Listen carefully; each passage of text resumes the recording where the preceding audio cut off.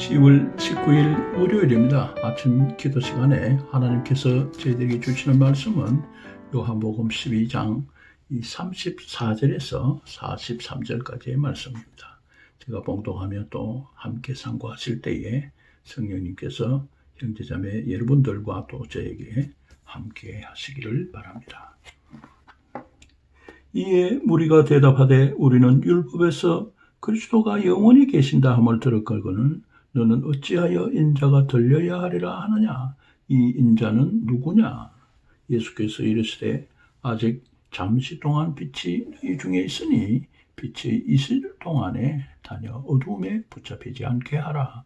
어두움에 다니는 자는 그 가는 곳을 알지 못하느니라. 너희에게 아직 빛이 있을 동안에 빛을 믿으라. 그리하면 빛의 아들이 되리라.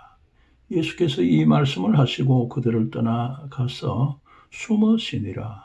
이렇게 많은 표적을 그들 앞에서 행하셨으나 그를 믿지 아니하니 이는 선지자 이사야의 말씀을 이루려 하심이라. 이르되 주여 우리에게서 들은 바를 누가 믿었으며 주의 팔이 누구에게 나타났나이까 하였더라.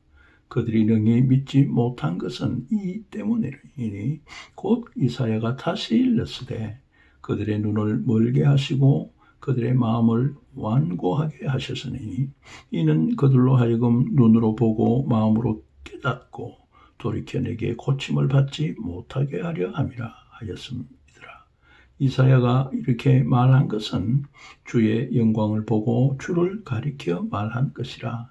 그러나 관리 중에도 그를 믿는 자가 많되 바리새인들 때문에 드러나게 말하지 못하니 이는 출교를 당할까 두려워함이라. 그들은 사람의 영광을 하나님의 영광보다 더 사랑하였더라. 아멘.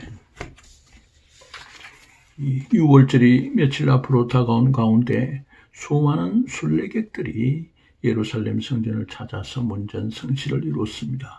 그 가운데 헬라어로 말하는 이방인으로서 유대교의 그 하나님을 섬기는 사람들이 예수님을 만나기를 원했습니다. 그래서 빌립이 안드레와 함께 저들을 데리고 예수님께로 가고 예수님은 저들을 맞이하시고 또 저들과 함께 모여든 많은 무리를 포함해서 말씀을 하십니다. 내가 땅에서 들리면 모든 사람을 내게 이끌겠노라. 32절에서 거의 당신의 말씀을 다 끝나갈 그 무렵에 모인 사람들이 예수님께 질문을 던집니다. 인자가 누구냐?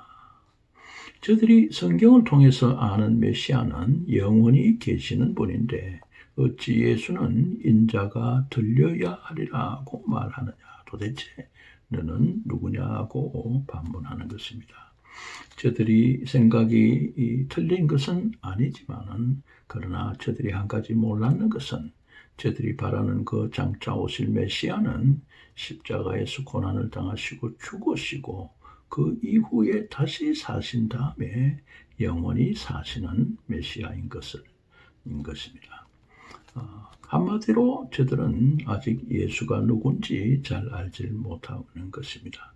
그러나 예수님은 아직 당신이 빛으로 조금 더 이 땅에 있을 동안에 저들이 믿어야 할 것이라고 말씀하십니다.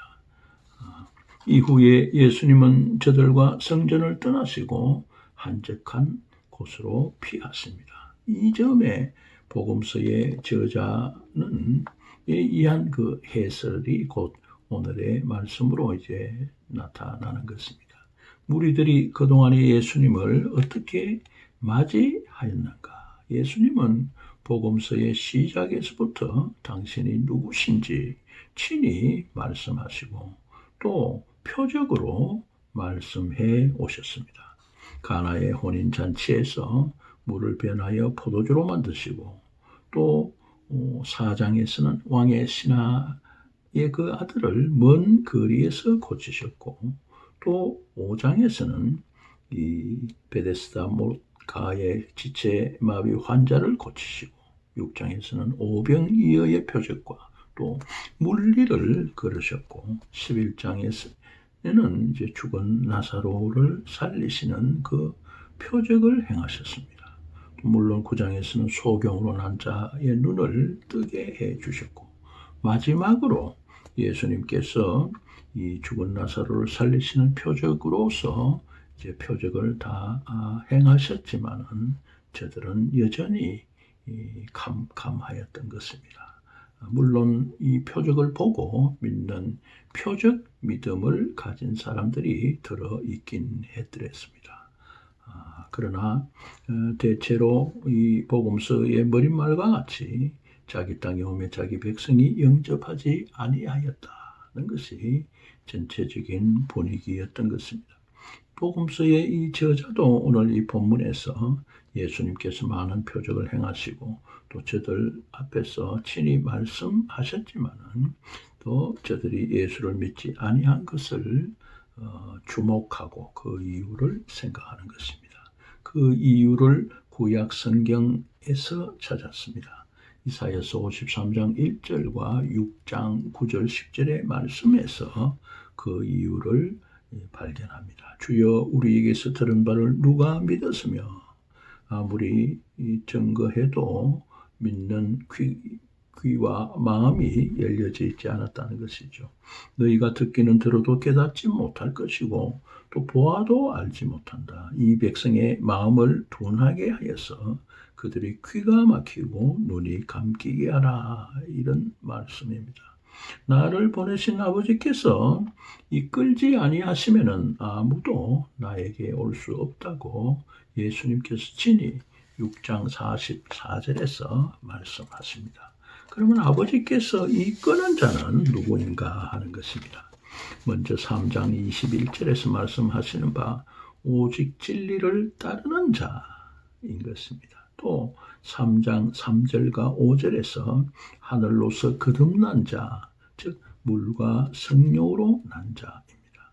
또 7장 17절에서 하나님의 뜻을 행하고자 하는 그 마음의 자세를 가진 자를 하나님께서 이끌어서 예수를 믿게 하시는 것입니다. 또 10장 38절에서는 예수가 행한 일을 보고 예수를 믿지 아니할지라도 예수님이 행하신 그 표적을 또 거부하지 않고 표적은 믿는 사람, 이 사람은 그 후에 예수를 믿을 가능성이 많은 사람입니다. 그럼 하나님께서 예수께로 이끌지 않는 사람은 누구인가? 하나님이 그 마음을 강팍하게 하시고 돌 같은 그 굳은 마음에 머무르게 하셔서 그야말로 불신자가 되게 하는 그 사람들은 누구인가 하는 것입니다. 요한의 신학에서는 이 죄는 곧 불신인 믿지 아니하는 것이 곧 죄인 것입니다. 악을 행하는 중에 저들이 어두움을 빛보다도 더 사랑하는 자들입니다. 또 5장 42절에서 사람의 영광과 칭찬을 하나님의 영광보다 더 앞세우는 자들입니다. 또 5장 하나님을 사랑하지 않고 자기를 사랑하는 자입니다. 자기 자신의 삶을 하나님의 나라보다도 더 사랑하는 자들. 이들은 저들의 마음을 상실한 가운데서 버려두심으로 인하여서 저들이 불신자로서 살 수밖에 없는 것입니다. 요한의 신학에서 믿음이라는 것은 삶의 방식입니다. 믿음으로 살 때에 그 삶이 주님의 삶으로 바뀌어져 가는 것입니다. 믿음이라는 것은 이같이 믿음이라는 이 삶의 방식으로 살아가는 삶이 곧 영생인 것입니다. 그러므로 영생은 질적인 삶인 것입니다. 물론 사람이 죽었다가 부활해서 주와 함께 영원히 사는 그런 양적인 그런 삶도 나중에는 있지만은 그러나 이곳 here and now 지금 이곳에서 살아갈 수 있는 그런 영생은 이 질적인 삶, 퀄리티 라이프인 것입니다. 주 예수 그리스도와 친밀한 관계에서 믿음으로 말미암아서 함께 동행하면서 살아가는 은혜의 산물인 것입니다. 이 삶이야말로 하나님 나라의 열매인 것입니다. 그러나 유대인들의 그 정치, 종교, 사회적 높은 지위에 있는 자들 중에도 예수를 믿는 자들이 적지 않았습니다. 그러나 저들은 드러나게 예수를 믿고 계속 따르지 않고 드러는 겁쟁이들이었는데 이는 저들이 속한 사회에서 튕겨나는 것을 두려워했기 때문이라고 합니다. 저들을 일컬어서 저자는 사람의 영광을 하나님의 영광보다도 더 사랑하는 자들이라고 43절에서 말하고 있습니다.